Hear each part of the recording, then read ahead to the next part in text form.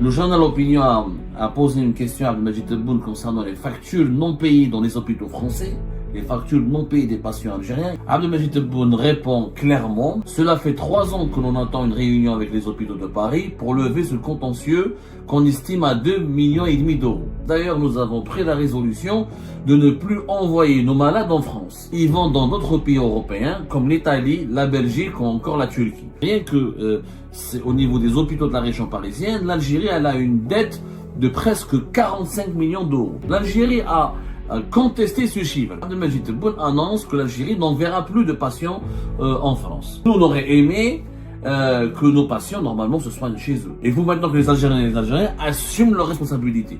Tu es parti te soigner en France, tu payes. Sachant qu'effectivement, il y a aussi le gros problème, c'est la faillite du système de santé en Algérie. Il y a une faillite en Algérie. L'État algérien, normalement, il est comptable.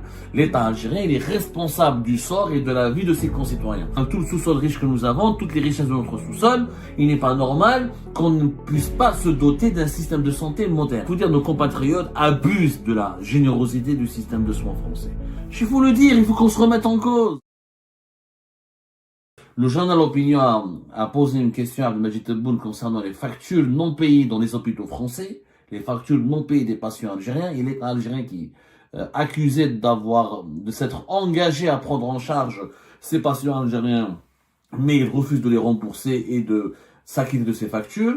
Abdelmajid Tebboune répond clairement et avec beaucoup de franchise, encore une fois. La franchise a été la marque de fabrique de Abdelmajid Tebboune dans cette longue interview. Cela fait 3 ans que l'on attend une réunion avec les hôpitaux de Paris pour lever ce contentieux qu'on estime à 2,5 millions d'euros. Bien loin des chiffres avancés dans la presse française. D'ailleurs, nous avons pris la résolution de ne plus envoyer nos malades en France. Ils vont dans d'autres pays européens comme l'Italie, la Belgique ou encore la Turquie. C'est le résultat de toutes ces tracasseries que nous subissons. L'Algérie a toujours payé ses dettes, mais nous ne sommes pas prêts à honorer n'importe quelle facture. Il faut que l'accueil et la prise en charge soient justifiés. Voilà ce que dit Abdelmajid Tebboune sur donc, les fameuses factures impayées des hôpitaux français, les factures impayées par les patients algériens ou par les autorités algériennes auprès des hôpitaux français. Alors on rappelle un bref historique. Ça s'est passé je crois, je vais vous donner exactement la date, c'était au mois de janvier dernier, c'était il y a 11 jours, c'était le 23 janvier 2025. Entre le 22 et le 23 janvier 2025, le quotidien français L'Opinion, le même journal français qui a interviewé Abdelmajid Tebboune et pour lequel Abdelmajid Tebboune a accepté de mener cette interview, de se confier sur les relations, l'état actuel, l'état catastrophique des relations bilatérales entre l'Algérie et la France, c'est lui qui a révélé que rien que l'assistance des publics des hôpitaux de Paris, qui est un groupement de 38 hôpitaux les plus importants de la région parisienne, rien que au niveau des hôpitaux de la région parisienne, l'Algérie elle a une dette de presque 45 millions d'euros, 44,9 millions d'euros depuis 2023. C'est-à-dire qu'il y a des impayés, des factures impayées, des patients algériens qui étaient censés être pris en charge, dont les soins en France étaient censés être pris en charge par les autorités algériennes. Ces factures impayées ont atteint un montant de 44,9 millions d'euros en 2023. L'Algérie a contesté ce chiffre parce que l'APS, par la voix de l'APS, l'agence de presse gouvernementale algérienne, a parlé d'un autre chiffre qui est uniquement de 2,5 millions d'euros. C'est le chiffre qui est évoqué par le gouvernement algérien. 2,5 millions d'euros pour la totalité des dettes des hôpitaux français et pas uniquement de l'assistance publique des hôpitaux de Paris. Parce que là, les 45 millions d'euros, c'est les 38 hôpitaux de la région de Paris. Il y a des hôpitaux à Marseille, à Lyon, à Lille, à Bordeaux, dans les autres grandes villes du pays, qui ont soigné des Algériennes et des Algériens, et où les Algériens n'ont pas payé leurs factures. Donc, si on cumule tous les montants de tous les hôpitaux, de tous les groupements hospitaliers en France, j'ai bien l'impression que ça va dépasser les 100 millions d'euros. Mais ça, les autorités françaises n'ont rien dit pour le moment. C'est un journal. Ce n'est pas l'État français, ce n'est pas le gouvernement français qui a accusé ou qui a relancé ce dossier pour demander des comptes à l'Algérie. L'Algérie n'a pas attendu une réaction officielle de la part de l'État français puisque le régime algérien a réagi en donnant un autre chiffre, 2,5 millions d'euros uniquement d'impayés, et l'Algérie aurait versé pour les hôpitaux français de 2010 à 2024 durant ces 14 dernières années, pas moins de 117 millions d'euros. 117 millions d'euros, ce qui est un chiffre considérable. Là, la France, l'Algérie, donc, parle d'une nouvelle décision pour éviter toutes ces tracasseries et ces conflits autour de la facturation des soins des patients algériens en France. Abdelmajid Tebboune annonce que l'Algérie n'enverra plus de patients en France. Nous avons pris la résolution de ne plus envoyer nos malades en France. Ils vont dans d'autres pays européens comme l'Italie, la Belgique ou encore la Turquie. Bien sûr que nous, on aurait aimé que nos patients, normalement, se soignent chez eux, chez nous. C'est-à-dire que l'Algérie, normalement, avec toutes les richesses qu'elle a, tous les atouts qu'elle a et les potentialités qu'elle a, normalement, elle devrait elle-même soigner ses propres citoyens. Mais ça, c'est un autre débat, on en parlera plus tard. Parce qu'en soi, cette tendance, on oublie que beaucoup d'Algériens et d'Algériens se sont enthousiasmés. Ils ont dit, ah, Taya, mais t'es bonne, chafé, ça, on ne viendra pas se soigner chez vous, on ira ailleurs. Mais normalement, on est censé se soigner d'abord chez nous. Ce n'est pas normal d'aller se soigner tous massivement ailleurs. Mais ça, on en parlera après. Le problème, il est là. C'est que pourquoi on est nombreux à être obligés pour se soigner ailleurs, alors qu'on donne des budgets conséquents et considérables pour le secteur de la santé en Algérie. La décision en soi de ne plus envoyer des patients algériens en France, pour moi, c'est une très bonne décision. Elle était vitale, elle était urgente, elle était nécessaire parce qu'il y a eu trop d'abus. Trop d'abus, je dirais, des deux côtés. Le problème de ces factures, c'est qu'il faut plusieurs réunions et des enquêtes approfondies pour déterminer quelle est la facture qui est valable, quelle est la facture qui n'est pas valable. Pourquoi? Parce qu'il y a beaucoup d'Algériens qui sont en France. Il y a beaucoup d'Algériens qui vivent en France. Il y a beaucoup d'Algériens qui viennent séjourner en France, qui prennent des visas de touristes. Et c'est pas des visas médicaux. Et qui, pendant leur séjour avec leur visa de touriste, ils en profitent pour aller soigner leurs maladies incurables, leurs maladies très compliquées, très complexes, qui ne sont malheureusement pas bien prises en charge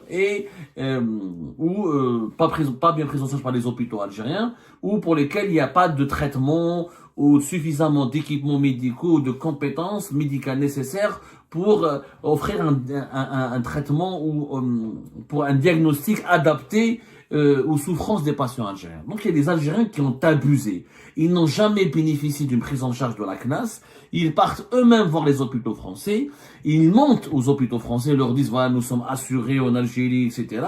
Les hôpitaux français, beaucoup ont manqué de vigilance. Ils acceptent de soigner tous les Algériens parce que il y a une réglementation éthique en France. Pour les cas d'urgence, on ne peut pas refuser de soigner un être humain. Il y a des Algériens qui tombent malades en France ou qui viennent avec un cancer et dont le cancer il s'est dégradé, sa situation s'est beaucoup dégradée. Il y a eu des complications médicales en France où plusieurs malades patients algériens ils sont passés par des épreuves difficiles et qui sont arrivés en France. Ils sont obligés de se soigner sur le territoire français et du coup les hôpitaux français les soignent. Les hospitalisent pendant une période assez longue. Il faut savoir les maladies comme le cancer, les maladies chroniques les plus graves, les problèmes de cœur, les maladies transmissibles, très infectieuses, les maladies rares. Ça, c'est des prises en charge médicales qui sont extrêmement coûteuses. Et ces Algériens sont soignés en France avec l'argent de l'État français et l'argent du contribuable français, l'argent des Françaises et des Françaises, l'argent de leurs impôts. C'est-à-dire on utilise l'argent des Françaises et des Français pour soigner des étrangers qui ne sont pas admissibles à des prises en charge assurées par la sécurité sociale de leur pays. Parce que normalement, avant de venir se soigner encore une fois sur le sol français, il faut obtenir le feu vert, le quitus et obtenir une prise en charge attestée et autorisée par la CNAS, la Caisse nationale de l'assurance sociale, la CNAS, la Caisse nationale d'assurance sociale. J'ai travaillé sur ce dossier dans pas mal de cas. La CNAS ensuite, elle se retrouve sollicitée par les hôpitaux français qui lui envoient des factures et qui lui disent voilà, nous avons soigné tel et tel compatriote. Mais la CNAS n'a jamais autorisé ce compatriote à aller solliciter des soins ou à aller séjourner en France pour se soigner. La CNAS ne peut pas prendre en charge tout le monde. La CNAS, elle est censée prendre en charge les cas les plus graves. Mais comme le cancer, certaines maladies chroniques, les cardiopathies, les maladies cardiologiques, ou les maladies du cœur, ou les maladies du foie, ou les maladies rares se développent en Algérie parce que nous avons une croissance démographique importante, de plus en plus importante, et comme il y a le système hospitalier algérien il est saturé, la CNAS ne peut pas faire face à toutes les demandes de prise en charge, et beaucoup vont, au-delà du cadre de la CNAS, demander des soins dans les hôpitaux français. Et ça crée des factures qui s'accumulent, et ça dépasse l'entendement. Ensuite, on est dans les... Je suis sûr que si on rassemble toutes les factures des patients non payés par les patients algériens en France, c'est 100 millions d'euros facilement dépassés. On la dépasse facilement. Allez faire un tour dans les hôpitaux des grandes villes françaises. Il y a plein d'Algériens qui ne sont pas résidents en France, parce que les Algériens qui résident en France, ils cotisent, ils ont une assurance sociale en France. Où ils sont, même s'ils ne travaillent pas, ils sont au RSA, ou là, ils ont les minima sociaux, et ils ont des prises en charge par l'assurance sociale en France. Ça, c'est un autre cas. Je parle des Algériens qui ne sont pas résidents en France, qui utilisent uniquement le visa touristique, ou un visa de court séjour pour venir ensuite demander des soins médicaux urgents ou intensifs.